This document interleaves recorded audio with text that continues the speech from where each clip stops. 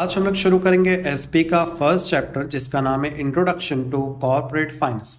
Corporate का मतलब होता है बिजनेस और फाइनेंस का मतलब होता है मनी। उसमें शुरू करते हैं हम लोग। फर्स्ट कॉर्पोरेट फाइनेंस का मीनिंग देखते हैं। ये मैं रीड कर रहा हूँ, उसके बाद मैं रीड नहीं करूँगा। Corporate finance deal with acquisition मतलब बाय करना and systematic use of fund. Fund मतलब मनी का सिस्टमेटिक यूज करना बाय द बिजनेस इंटरप्राइजेस यानी organisation.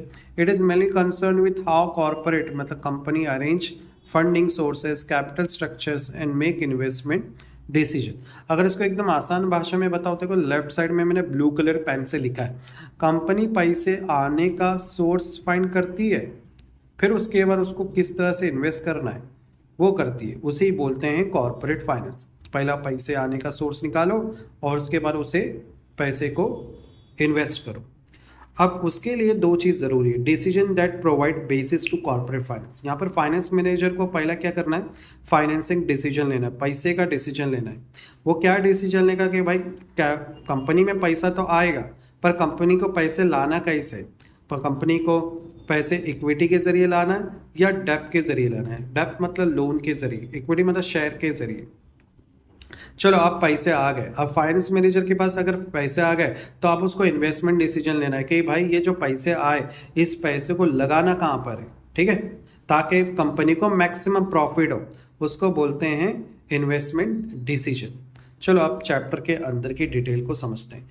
Importance of corporate finance. First point है हेल्प इन डिसीजन मेकिंग। अगर ये देखेंगे और ये पॉइंट देखेंगे तो काफ़ी हद तक सेम कि कंपनी के पास पैसा आया तो उसको अब उसको डिसीजन लेना है कि भाई इस पैसे को लगाएगा जिससे ज़्यादा के ज़्यादा कंपनी को प्रॉफिट आए, तो लिखा है मैक्सिमम प्रॉफिट। सेकंड पॉइंट लिखा है help in raising capital for project. इसका मतलब क्या लिखा हुआ है, इसका मतलब क्या है, कंपनी कहाँ कहाँ से पैसे कलेक्ट करती है ताकि उसे यूज़ करके कंपनी में प्रॉफिट कमाए। प्रोजेक्ट का मतलब होता है अलग अलग फैक्ट्री लगाएगी जिससे कंपनी के बिजनेस को प्रॉफिट मिले, ठीक है। उसके लिए कंपनी बहुत सारी जगह से पैसे लेती है। अब नेक्स्ट आता है, नेक्स्ट वर्ड है help in research and development. देखो कोई भी कंपनी या ब्रांच को शुरू करने से पहले कंपनी रिसर्च करती है, डेवलप करती है। जैसे कुछ प्रोडक्ट बना रही है, जैसे आप मान लो कि कोई नया प्रोडक्ट लॉन्च कर रही है तो सबसे पहले क्या करती है कंपनी, फ्री सैंपल लोगों को देती है। जैसे मान लो कि एक थम्स अप कंपनी ने एक नया कोल्ड ड्रिंक लाया है, जैसे लाया था कोक ज़ीरो, तो सबसे पहले क्या किया था उसने, अपना जो कोक है ना उसको फ्री सैंपल दिया था लोगों को, देखना चाहती थी, देखते थे कि लोगों का रिएक्शन क्या होगा, लोग खरीदते हैं या नहीं खरीदते हैं।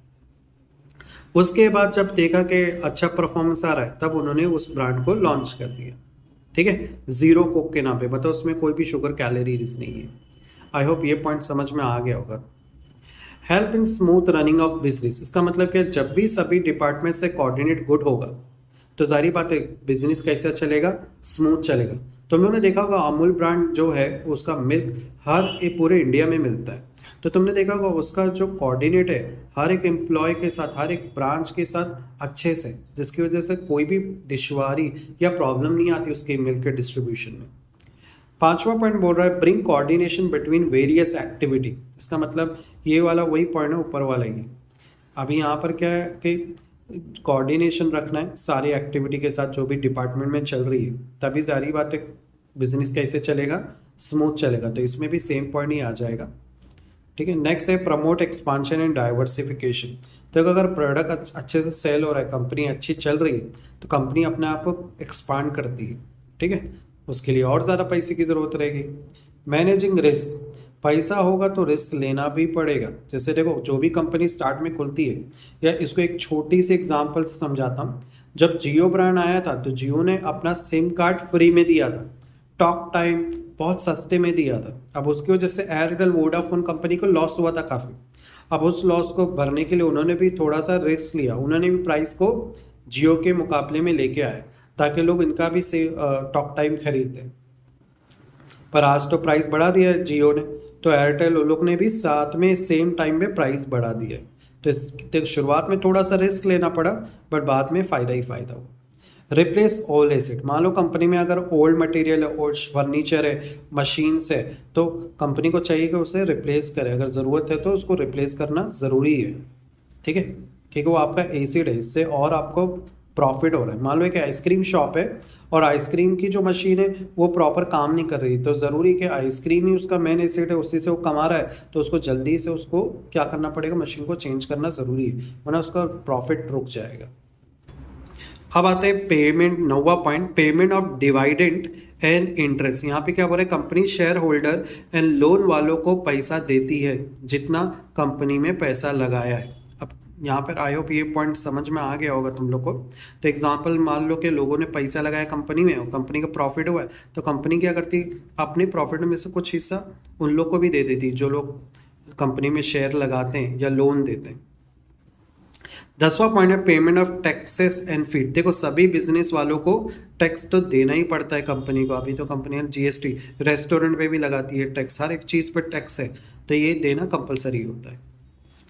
अब आते हैं नेक्स्ट कॉन्सेप्ट की तरफ, कैपिटल रिक्वायरमेंट। कैपिटल का मतलब पैसे की रिक्वायरमेंट। हर बिजनेस को स्टार्ट करने के लिए किस चीज़ की ज़रूरत है, पैसा चाहिए। उसे प्रॉपर खर्च करने के लिए फाइनेंशियल प्लान करना पड़ता है। एग्जाम्पल, जियो के पास पैसा था पर पैसे के साथ प्लानिंग भी चाहिए।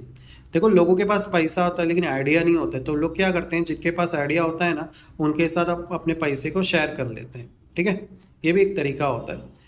अब इसको और डिटेल में पढ़ते हैं। सबसे पहला आया फिक्स कैपिटल। फिक्स कैपिटल का मतलब क्या है, जैसे टाटा स्टील की जो कंपनी है, उसकी टाटा स्टील की कंपनी से उसको बार बार पैसा आता है, मतलब वो फिक्स सोर्सेस है जहाँ से उसको क्या आ रही है, फिक्स मनी आते रहती है, बराबर, जिसके ज़रिए वो क्या करता है, बाकी जो कंपनी है जिनको लॉस हो रहा है उसको वो सुधार के रखता है। जैसे टाटा की ज्वेलरी शॉप इतने नहीं चलते, टाटा की कार भी अभी इतना फेमस नहीं है, तो टाटा स्टील के ज़रिए वो अपनी बाकी कंपनी को थोड़ा उभार रहा है। जिसमें अभी व्हीकल कंपनी में उसकी कार है जो एसयूवी काफ़ी फेमस हो चुकी है।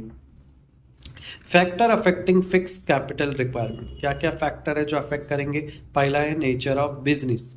इसको अगर मैं आसान भाषा में समझा एग्जांपल से, नेचर ऑफ बिजनेस का मतलब क्या है, देखो रेलवे बिजनेस की बात करो तो एक रेलवे बिजनेस में प्लेटफॉर्म को तो एक ही टाइम बनाना पड़ता है, बराबर, तो जो चीज़ एक ही बार बने वो फिक्स कैपिटल हो गया, उसमें बार बार खर्चा नहीं हो रहा है, एक ही बार खर्चे में आपको प्रॉफिट हो रहा है, तो उसे बोलते हैं फिक्स कैपिटल। ये है नेचर ऑफ बिजनेस, कैसा आपका बिजनेस है, कितनी बार खर्चा करना पड़ा है। Size of business, common sense, अगर बिजनेस बढ़ा तो उसके खर्चे भी ज़्यादा होंगे। तो अगर मान लो आपने कोई बिजनेस कैपिटल, ऐसा कैपिटल ले रहे हो जो बहुत लार्ज स्केल का है, मान लो कि आपने एयरपोर्ट ही खरीद लिया है, तो ये बहुत लार्ज स्केल का बिजनेस, बेनिफिट तो बहुत अच्छा है बट बहुत लार्ज स्केल का है। ठीक है, स्कोप ऑफ बिजनेस, मतलब इसके अंदर भी सेम पॉइंट आएगा, स्कोप ऑफ बिजनेस में भी सेम आएगा, लेकिन एग्जांपल लेता हूँ, कंपनी ज़्यादा कार बनाएगी तो उसको ज़्यादा मशीन खरीदनी होगी, तो जैसा बिजनेस एसेट तो आएगा बट खर्चा भी ज़्यादा करना पड़ेगा।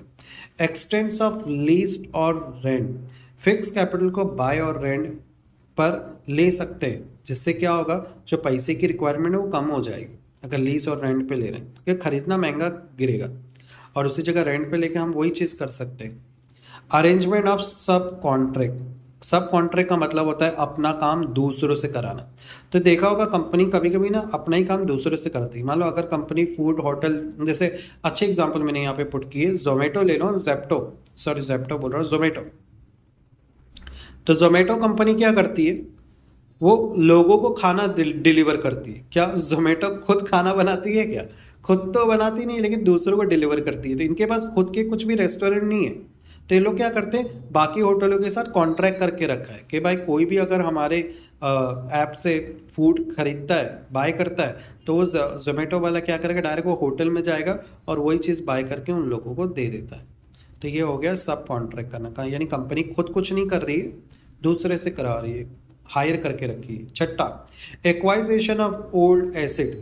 अगर कंपनी ओल्ड मशीन बाय करेगी तो जारी बात है उसको खर्चा कम आएगा, है ना, फिक्स कैपिटल, तो ये ज़्यादा बेटर होगा। कंपनी मशीन वैसे ही काम करती तो क्यों नई मशीन खरीदे, अगर पुरानी मशीन से ही काम चल रहा है तो सेकेंड हैंड मशीन खरीद लो। Acquisition of asset on concessional rate. Industrial growth के लिए कंपनी सस्ते रेट पर लैंड फैक्ट्री बनाने के लिए कंपनी को देती है ना, जिसे फिक्स कैपिटल कहते हैं। तो अभी क्या इंडस्ट्रियल की ग्रोथ के लिए क्या करती है, जो इंडस्ट्रियल ग्रोथ के लिए कंपनी को सस्ते रेट पर लैंड कौन दे रहा है, गवर्नमेंट देती है। गवर्नमेंट तो लिखना भूल ही गया मैं, तो गवर्नमेंट क्या करती है, सस्ते में दे देती ताकि ये लोग कंपनी चालू कर सकें और उनको फिक्स कैपिटल का नुकसान ना हो, होते हैं ना, और उनको प्रॉफिट भी हो, और ऐसे में क्या कोई भी कंपनी स्टार्ट नहीं हो पाएगी। तो गवर्नमेंट इस तरह से हेल्प करती है कंपनी की। इंटरनेशनल कंडीशन, इंटरनेशनल कंडीशन में क्या लिखा हुआ है, इसमें लिखा है कि इंटरनेशनल कंपनी को ज़्यादा पैसे की नीड होती है क्योंकि इनका लार्ज स्केल बिजनेस होता है। एग्जांपल मैं देता हूँ, अगर मान लो कि कोई कंपनी है और वो अपना गुड्स को यूएसए में सेल कर रही है, तो उसको वहीं पे फैक्ट्री बनानी पड़ेगी यूएसए के अंदर, तो इनको ज़्यादा फिक्स कैपिटल की रिक्वायरमेंट होती है। ट्रेंड इन इकोनॉमी, इसमें क्या लिखा है, कंपनी प्रेडिक्ट करे फ्यूचर में गुड्स ज़्यादा सेल होगा तो उसे जारी बात है, मान लो कि कंपनी एक एसी की कंपनी है वो जनरल, तो उसको पता रहता है कि भाई हमारे जो एसी है वो गर्मी में बहुत बिकने वाले हैं, तो ये लोग क्या करते हैं, इनको बहुत ज़्यादा फंड की ज़रूरत पड़ जाती है। स्टार्टिंग में फिक्स कैपिटल की रिक्वायरमेंट ज़्यादा होगी क्योंकि लोग भर भर के बना लेते हैं। जैसे मान लो कि ठंडी में ही भर भर के बना लिया और जैसी गर्मी आई अपने प्रोडक्ट को मार्केट में लॉन्च कर दिया, तो इसको बोलते हैं trend in economy. Population trend, जारी बात है जहाँ पे ज़्यादा भीड़ होगी वहाँ पे ज़्यादा कमाई होगी। जैसे मान लो कि एक बिल्डर है जेपी इंफ्रा, उसने एक बड़ी सी सिटी बनाई, वहाँ के बिजनेस को एक्सपांड करने के लिए जारी बात है ज़्यादा फिक्स एसेट की ज़रूरत होगी उस बिल्डर को, क्योंकि लोग वहाँ पे आएंगे बिजनेस भी डालेंगे। अब नया बिजनेस है, जगह सब कुछ खरीदना पड़ेगा, तो फिक्स एसेट क्या लगेगा, फंड बहुत ज़्यादा लगेगा। कंज्यूमर प्रेफरेंस, कंज्यूमर प्रेफरेंस का मतलब क्या है, जिन गुड्स एंड सर्विस की डिमांड ज़्यादा होगी, एग्जांपल मोबाइल की डिमांड आजकल बहुत ज़्यादा है, तो जारी बात है मोबाइल के लिए फिक्स कैपिटल भी ज़्यादा लगेंगे, यानी मनी इन्वेस्टमेंट यानी मनी का फंड ज़्यादा लगेगा। इसको बोलते हैं कंज्यूमर प्रेफरेंस, कि लोग क्या चीज़ को ज़्यादा प्रेफरेंस कर रहे हैं, है ना। कॉम्पिटेटिव फैक्टर, मान लो कि दो कंपनी दोनों एक ही चीज़ बना रही है, तो ऐसे में क्या होगा, कॉम्पिटिशन शुरू हो जाता है। अगर एक कंपनी ने नई मशीन खरीदी, ठीक है, तो दूसरी को भी नई मशीन खरीदनी पड़ेगी वरना उसकी दुकान बंद हो जाएगी। तो मान लो कि दो जेरोक्स की दुकान खोली, एक ने मस्त जेरोक्स क्वालिटी बहुत अच्छा दे रहा है, तो दूसरे को भी अच्छी मशीन लाके वैसी क्वालिटी देनी पड़ेगी। अगर एक ने प्राइस रखा है 5 रुपये तो उसको भी प्राइस उतना ही रखना पड़ेगा। अब आगे बढ़ते हैं, वर्किंग कैपिटल, वर्किंग का कैपिटल को करंट एसेट भी बोलते हैं, जो पैसा बिजनेस में डेली बेसिस पे लगता है, डेली का खर्चा। एग्जांपल, बिजनेस में इलेक्ट्रिसिटी का बिल डेली का खर्चा है, एम्प्लॉय की सैलरी, एक्सीडेंट अगर कुछ हो गया, तो ये जो डेली खर्चा हो रहा है ना महीने में, साल का नहीं होता ये महीने का, उसको ही बोलते हैं वर्किंग कैपिटल। क्या क्या चीज़ें ज़रूरी है, पहला है nature of business. Nature of business मतलब डेली चीज़ बेचने वाली बिजनेस को कम वर्किंग कैपिटल यानी कम पैसा लगता है। एग्जांपल, टूथपेस्ट बनाने में कम पैसा लगेगा पर कार बनाने में ज़्यादा, तो टूथपेस्ट वाली कंपनी क्या हुई, वर्किंग कैपिटल, और कार बनाने वाली फिक्स कैपिटल। नेक्स्ट पॉइंट है, अगर किसी को फिक्स कैपिटल समझा तो वर्किंग कैपिटल इसका बिल्कुल अपोजिट है, साइज ऑफ बिजनेस। मान लो कि वर्किंग कैपिटल में बिजनेस बड़ा है, अगर छोटा बिजनेस है तो कम मनी में काम होगा, और अगर बिजनेस बड़ा है तो लार्ज लगेगा, बराबर। तो डेली बिजनेस अगर बड़ा है तो ज़्यादा पैसे लगते हैं। एग्जांपल, रिलायंस की ट्रेन ही ले लो, ये डेली का बिजनेस ये लोग करते हैं मेट्रो चला चला के, पर कैसा है कि इनका जो कैपिटल है वर्किंग कैपिटल ज़्यादा है।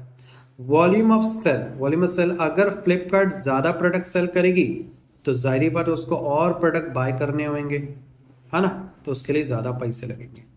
प्रोडक्ट साइकिल, अगर कार बनाने में 6 महीना ज़्यादा टाइम लगेगा तो जाहिर पर उस फार्म को ज़्यादा पैसे की रिक्वायरमेंट होगी क्योंकि इनके प्रोडक्शन साइकिल में टाइम लग रहा है। बिजनेस साइकिल, बिजनेस साइकिल का मतलब क्या है, टाइम में ज़्यादा अम्ब्रेला बिकते, कौन से टाइम में तो ये लिखा ही नहीं मैंने यहाँ पे, कौन से टाइम में अम्ब्रेला ज़्यादा बिकेंगे, बारिश के टाइम पे, रेन के टाइम पे, तो रेन के टाइम में अम्ब्रेला ज़्यादा बिकेंगे तो इसलिए ज़्यादा पैसे कंपनी को नीड होते हैं। और जब बिजनेस साइकिल आता है ना, वो ऐसा मौसम जहाँ पर रिक्वायरमेंट ज़्यादा है, लोग ज़्यादा बाय कर रहे हैं, तो ऐसे में कंपनी को पैसा भी ज़्यादा चाहिए। Terms of purchase and sale, अगर कंपनी क्रेडिट में अपने गुड को दे रही है तो उसको वर्किंग कैपिटल ज़्यादा लगेगा, या उसका उल्टा भी, क्रेडिट में मतलब उधारी में दे रही है, तो वो जो दुकान होती है ना, वहाँ पे जो कंपनी है कोई भी चीज़ उधारी में देती है, ठीक है, डायरेक्ट वो दुकान वाला पैसा नहीं देता है, फिर जब वो कमाता है तो वो पैसे को वो कंपनी को देता है। तो जाहिर बात है जब कंपनी ने दिया तब तो पैसा आया नहीं, तो जाहिर बात है कंपनी को और पैसे की ज़रूरत पड़ेगी क्योंकि ऐसे में वो डिस्ट्रीब्यूट कर रही है, जब बिकेगा तो जाहिर बात है पैसा आने ही वाला है उसके पास। Credit control,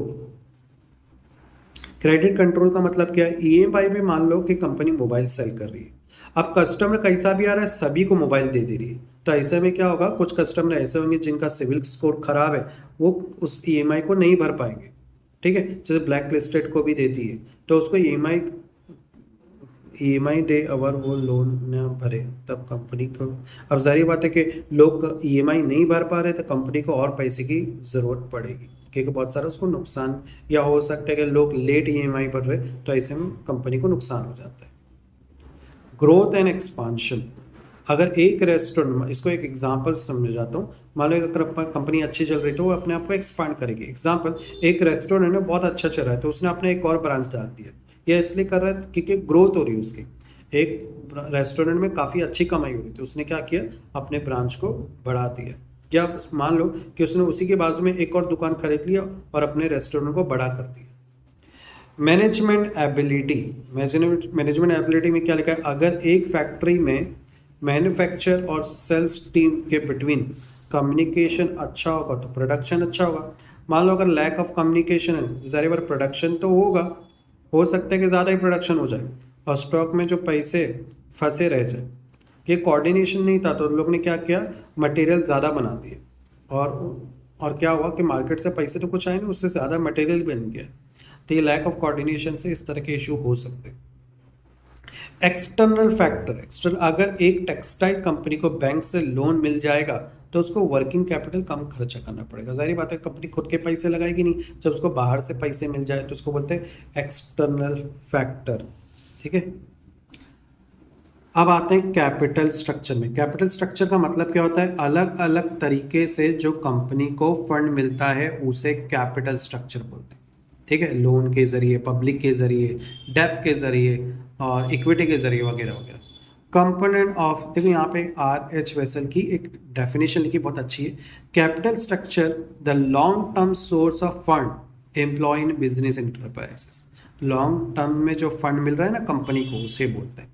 component of capital structure, 4 component है। पहला है इक्विटी शेयर कैपिटल, जो कंपनी शेयर बाय करती है वो कंपनी का ऑनर बन जाता है और लाइफ टाइम तक वो कंपनी के साथ होगा। अगर कंपनी को लॉस हो या फायदा हो, शेयर होल्डर को भी उसके साथ लॉस एंड फायदा होगा। प्रेफरेंस कैपिटल, उसका मतलब क्या है, ये भी कंपनी ऑनर है, ये भी शेयर लगाता है, कंपनी का ऑनर ही होता है, पर इसके पास कुछ लिमिटेड पावर होते हैं, ये वोटिंग नहीं दे सकता, कंपनी में ज़्यादा इंटरफेरेंस नहीं कर सकता, उसे बोलते हैं preference capital. Retain earning, company ने 10 लाख कमाए, उसमें से 2 लाख फ्यूचर ग्रोथ के लिए रखे, बाकी डिस्ट्रीब्यूट कर दिए, उसे बोलते हैं रिटेन अर्निंग। यानी फ्यूचर के लिए संभाल के रखो, कभी कुछ नुकसान हो गया या लॉस हो गया तो उस वक्त कंपनी को ये पैसे फायदे काम आएंगे, पिकी बैंक की तरह स्टोर रखना, इसको बोलते हैं रिटेन अर्निंग। फिर आता है borrow capital, it comprise of the following, debenture, उधार और लोन, ठीक है।